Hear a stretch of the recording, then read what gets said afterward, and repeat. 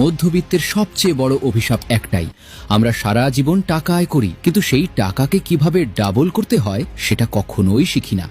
আমাদের মাথায় ঢুকিয়ে দেওয়া হয়েছে যত বেশি পরিশ্রম করবি তত বেশি টাকা পাবি, কিন্তু তিক্ত সত্য হলো কঠোর পরিশ্রম আপনাকে ধনী নয় বরং সারা জীবনের জন্য ব্যস্ত বানায়। বিশ্বাস হচ্ছে না? তাহলে ভিডিওটা 1 সেকেন্ডও স্কিপ করবেন না, কারণ আজ আমি আপনাকে চোখে আঙুল দিয়ে দেখিয়ে দেব কেন আপনার দিনের পর দিন হাড় ভাঙা পরিশ্রম আপনাকে ধনী না বানিয়ে ধীরে ধীরে আরো গরিব করে দিচ্ছে। আপনার আশেপাশে একটু খেয়াল করে দেখুন, আপনার কাছের বন্ধু অথবা আত্মীয় কিংবা আপনার এলাকার যে লোকটা ধনী সে কি আপনার মতো হাড় ভাঙা পরিশ্রম করে? না, করে না। কারণ আপনি আপনার সময় বিক্রি করে টাকা আয় করছেন, অন্যদিকে তারা টাকা দিয়ে আপনার মতো হাজার হাজার মানুষের সময় কিনে সেই সময়কে কাজে লাগিয়ে ধনী হচ্ছে।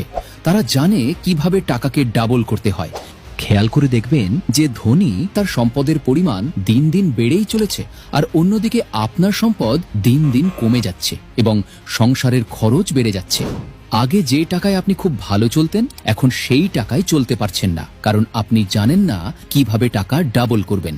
তাহলে আজকের ভিডিওতে আমরা আলোচনা করব কিভাবে আমরাও আমাদের টাকা ধাপে ধাপে 2 গুণ, 3 গুণ অথবা বহুগুণ করতে পারি।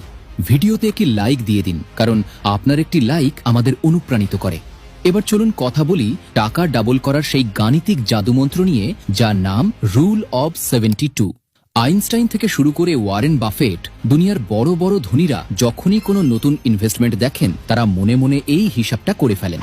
আপনাদের মধ্যে অনেকেই হয়তো এই সূত্রের কথা শুনেছেন, আবার অনেকেই হয়তো জানেন না এটা কি।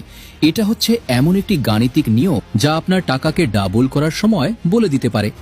আজকে আমি এই সূত্র সহজ ভাষায় আপনাদেরকে বুঝিয়ে দেব।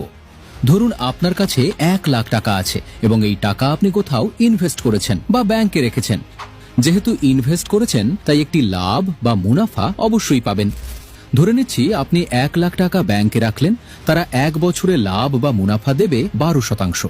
তাহলে এই 1 লাখ টাকা কত বছর পর 2 লাখ হবে সেটা নির্ণয় করতে হলে 72কে আপনার মুনাফার হার দিয়ে ভাগ করুন, তাহলেই সময়টা বেরিয়ে আসবে।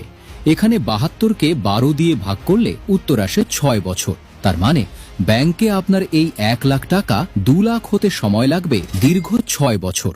এখানেই শুরু হয় আসল খেলা। 6 বছর পর মুদ্রাস্ফীতির কারণে এই 2 লাখ টাকার মান আজকের 50,000 টাকার সমান হয়ে যাবে। সাধারণ মানুষ ঠিক এই ভুলটাই করে, তারা নিরাপদ থাকতে গিয়ে আসলে লসে পড়ে। এখানেই আপনাকে স্মার্ট হতে হবে, স্মার্ট ওয়েতে ইনভেস্ট করতে হবে।